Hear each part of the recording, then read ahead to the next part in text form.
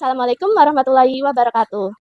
Halo insan muda, kembali lagi di JBM, Jeda Best Moment, Ratu Awarjana.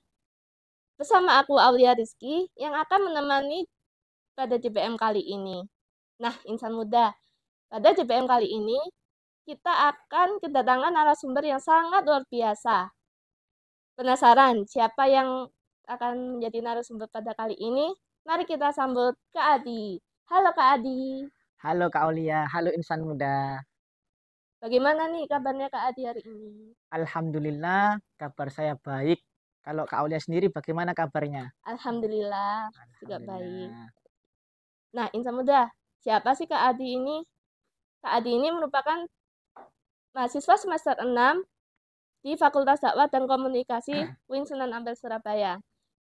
Ngomong-ngomong, prodi apa nih Kak Oh di iya, FTK? saya ini di Fakultas Dakwah, saya ini kebetulan prodi Komunikasi Penyiaran Islam. Wow, Iya. di semester 6 ini apa nih kesibukannya Kak? Oh, kesibukan saya kali ini, saya ini kan lagi magang di Kodik Latal TNI AL daerah Moro Kerembangan sana. Kebetulan saya di sana bagian Bintal. Ya, Bintal itu terkait kerohanian. Masya Allah sekali ya insan muda. Ya. Nah, Kak Adi ini juga merupakan announcer loh dari Sepada Radio. Dan juga Kak Adi memiliki banyak sekali prestasi. Salah satunya beberapa kali mendapatkan kejuaraan dakwah bahkan tingkat nasional. Masya Allah sekali ya narasumber kali ini. Nah, insan muda, di JBM spesial Idul Fitri ini kita akan membahas seputar tentang Idul Fitri, yaitu silaturahmi. Bagaimana kelanjutannya? Stay tune terus ya di Sufada Radio for Young Muslim Generation.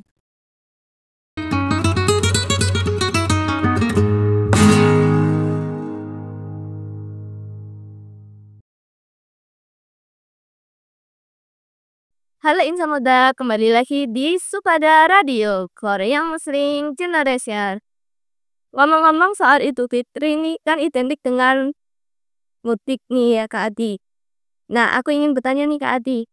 Kan mudik itu biasanya dianggap sebagai perjalanan fisik. Nah, bagaimana dengan istilah mudik hati? Yaitu cara kita menyambung silaturahmi tanpa itu pulang kampung atau secara langsung ketemu secara langsung. Dan apa sih dampak psikologisnya bagi perantau yang akhirnya pulang ke kampung halamannya? Wah, terima kasih baik banget untuk Kak Aulia, pertanyaannya luar biasa ya. Jadi mengenai mudik, jika diartikan sebagai perjalanan secara fisik, maka dalam konsep Islam itu adalah ada yang namanya mudik hati. Mudik hati ini bisa didefinisikan atau dikatakan kembali kepada Allah Subhanahu wa Ta'ala. Tapi kembali ini bukan meninggal ya, bukan. Tapi kembali kepada fitrah atau fitri. Nah, membersihkan diri dari sifat-sifat buruk dan juga apa? Yakni memperbaiki hubungan yang telah renggang seperti itu. Jadi dan dalam pembahasan ini sebenarnya itu berkaitan dengan ajaran Islam yang mana mengajarkan terkait introspeksi, taubat, dan juga memperbaiki hubungan itu tadi dan juga penyucian diri. Khususnya di momen-momen tertentu yang istimewa pastinya nih Kak Aulia seperti Idul Fitri ini. Namanya saja Idul Fitri, fitrah atau fitri itu artinya itu suci. Yang mana sebelum itu umat Islam itu berada di yang namanya bulan suci Ramadan. Bulan suci Ramadan ini bisa dikatakan sebagai syahrul tarbiyah, bulan pendidikan, bisa dikatakan syahrul rahmah, bulan kasih sayang Allah, dan juga syahrul maghfirah, bulan ampunan. Yang mana di sana umat Islam ini digembleng oleh Allah Subhanahu wa Ta'ala, dididik untuk apa? Agar mereka bisa mengendalikan dirinya, mengendalikan hawa nafsunya. Disitulah bentuk kasih sayang Allah. Kemudian setelah itu dengan cara apa? Dengan cara berpuasa.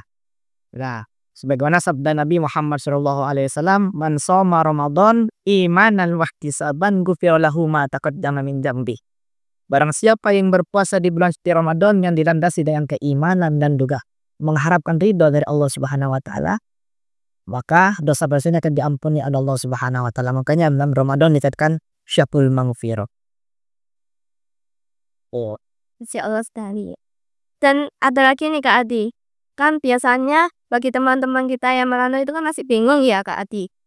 Dalam perspektif keberkahan, apakah lebih utama kita itu mudik dengan segala pengorbanannya atau tetap dengan berbagi dengan orang sekitar kita gitu tadi. Mengenai hal dalam perspektif keberkahan, ya, Islam itu dalam memilih sesuatu pilihan itu bukan dilihat dari apanya, melainkan itu dilihat dari niatnya, kemanfaatannya, dan juga kemaslahatannya. Jadi jikalau pulang dengan pengorbanan yang luar biasa itu bisa menimbulkan manfaat yang luar biasa juga, maka itu ajarannya bisa sangat dianjurkan dalam Islam. Sebagaimana karena silaturahmi sendiri itu merupakan suatu ibadah yang dapat mendatangkan keberkahan, memperluas rezeki kita, dan juga menambah umur kita. Sebagaimana Nabi Muhammad SAW bersabda, kata Nabi dalam hadisnya, man ahabba ayyabsuta lahu fi rizkihi wa yunsa'alahu fi asarihi farjasil rahmah. Kata Nabi, barang siapa yang ingin rezekinya diperluas, yang ingin umurnya dipanjangkan oleh Allah, maka setidaknya dia itu menjalankan yang namanya silaturahmi. Namun sebaliknya, jikalau mudik dengan pengorbanan yang luar biasa itu membuat mereka itu kesulitan, misalnya nih dari segi kesulitan finansial, ya, atau membuat mereka cemas akan keselamatan dirinya nih Kak Aulia, maka berdiam diri di sana dalam artian tidak mudik, tapi itu tetap berbagi dengan tetangga-tetangga, dengan fakir miskin yang ada di sana, itu bisa menjadi pilihan yang tepat. Karena kegiatan itu tetap bisa mendatangkan keberkahan. Sebagaimana Rasulullah SAW bila bersabda dalam hadisnya, laisal mu'min alladhi yashba'u wa jaruhu ja'iun ila jambi. Tidak dikatakan sebagai orang mukmin, kata Nabi, jikalau dia dalam keadaan kenyang, tapi tetangga-tetangganya dalam keadaan kelaparan. Hadis riwayat Baihaqi. Jadi pada intinya, Islam itu tidak ada patokan mana yang lebih utama, mutlak yang lebih utama, mudik dengan pengorbanan atau dia tetap berdiam diri, akan tapi tetap berbagi dengan orang-orang sekitarnya, tetangga-tetangganya, maupun dengan fakir miskin yang sekitarnya. Yang dilihat itu dari apanya? Jika mudik yang berdasarkan pengorbanan yang luar biasa itu bisa menambahkan kemaslahatan, menimbulkan kegembiraan, maka itu bisa menjadi ajaran yang sangat dianjurkan dalam Islam. Namun sebaliknya, jikalau menimbulkan kesulitan, menimbulkan kemudorotan, maka Islam tidak ada paksaan dalam hal sana. Dan pada intinya Islam itu yang dilihat bukan dari apanya, yang dilihat itu dari niatnya, dampaknya, kemaslahatannya. Jadi seperti itu Kak Aulia. Sama sekali ya. Dan juga bagaimana mudik kita ini menjadi ajang nostalgia nih Kak, tapi juga momentum untuk memperbaiki hubungan dan memperkuat nilai kekeluargaan gitu. Terima kasih, pertanyaannya luar biasa. Membahas mengenai nostalgia. Nostalgia kan bisa diartikan kita itu mengingat momen-momen yang lalu tuh ya, yang terbesit dalam benak pikiran kita. Jadi caranya kita itu bisa merubah mindset pola pikir kita. Jadi kita pergunakan mudik itu sebagai momentum yang luar biasa. Kita manfaatkan untuk apa? Untuk memperbaiki hubungan, mempererat rasa tali kekeluargaan. Nostalgia gimana? Nostalgia ya mudik, gak ada kesalahan dalam hal itu gak ada kesalahan. Cuma jangan dijadikan tujuan yang utama. Jadi seperti itu Kak udah. Kemudian silaturahmi sendiri sebagaimana yang diajarkan Islam yang saya sampaikan tadi itu bisa menambahkan keberkahan, mempererat tali hubungan, dan juga memperluas rezeki kita. Jadi jikalau kita itu hanya sekedar untuk nostalgia itu sangat disayangkannya, gak ada gunanya ya. Mungkin seperti itu. Jadi gunakan momentum mudik itu dengan sebaik-baiknya. Karena kenapa? Karena Allah ini kadang itu memberikan nikmat sehat, memberikan nikmat kuat, tapi juga Allah juga memberikan nikmat sempat. Kan ada tuh orang yang sehat, orang yang kuat tapi gak sempat. Sebaliknya ada juga orang yang sempat tapi dia gak kuat, dia gak sehat pun juga gak bisa. Jadi seperti itu, gunakanlah waktu mudik itu untuk menjalin tali silaturahmi dengan kerabat kita, dengan saudara-saudara kita, dengan keluarga-keluarga kita. dengan teman-teman kita mungkin yang ada di kampung halaman sana.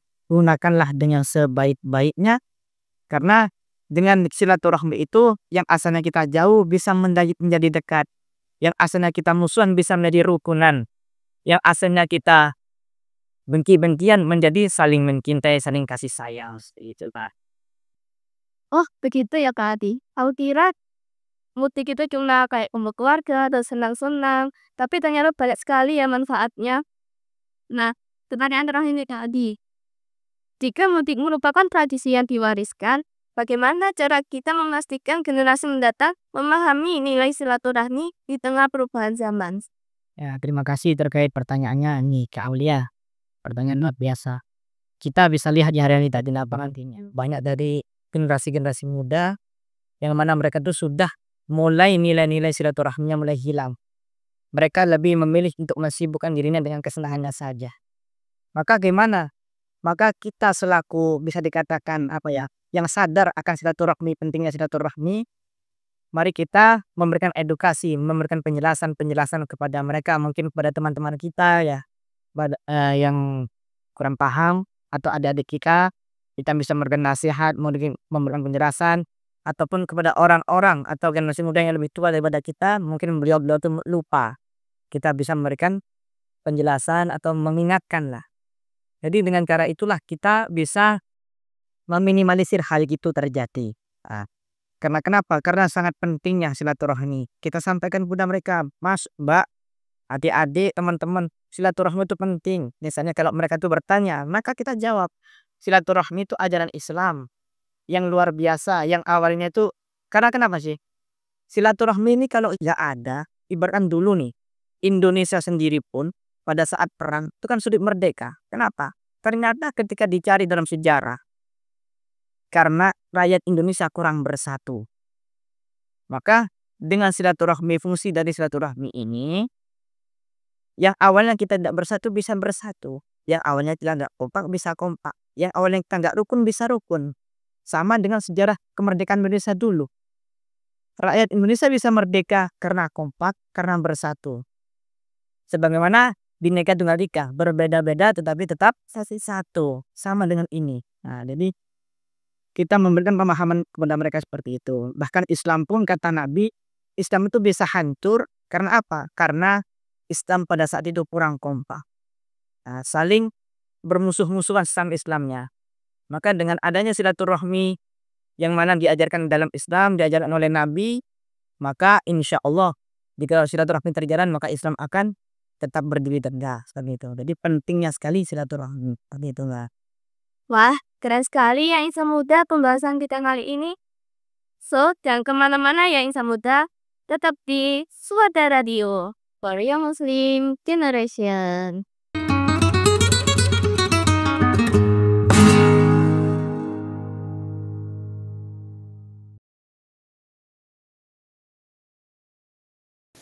Nah, Insan Muda, dari pembahasan kita kali ini, aku dapat menyimpulkan nih, bahwa silaturahmi merupakan momentum untuk memperbaiki hubungan baik dan nilai kekeluargaan, bukan ajang untuk kumpul-kumpul bersenang-senang atau berfoya-foya.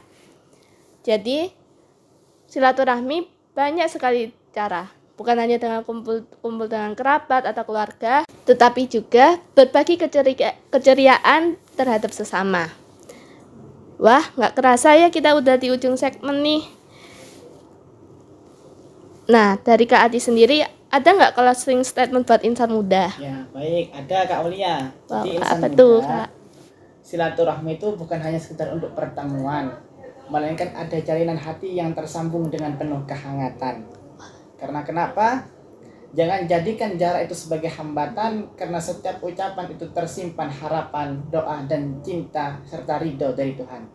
Oleh karena itu, Insan Muda, ayo kita selalu menjalin tali silaturahmi supaya apa? Supaya kita bisa menjaga kekompakan, kerukunan, dan yang paling terpenting bisa mendapatkan keberkahan. Seperti itu Kak Aulia. Wah, Masya Allah sekali nih Insan Muda.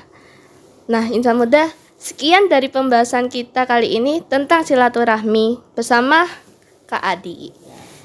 Terima kasih ya Kak Adi telah bersedia menjadi narasumber di JPM kali ini. Sama Kak Aulia. Oh ya Insan Muda, Jangan lupa subscribe, like, komen YouTube-nya Sufada Radio untuk melihat keseruan-keseruan lainnya. Sufada Radio for Young Muslim Generation. Wassalamualaikum warahmatullahi wabarakatuh.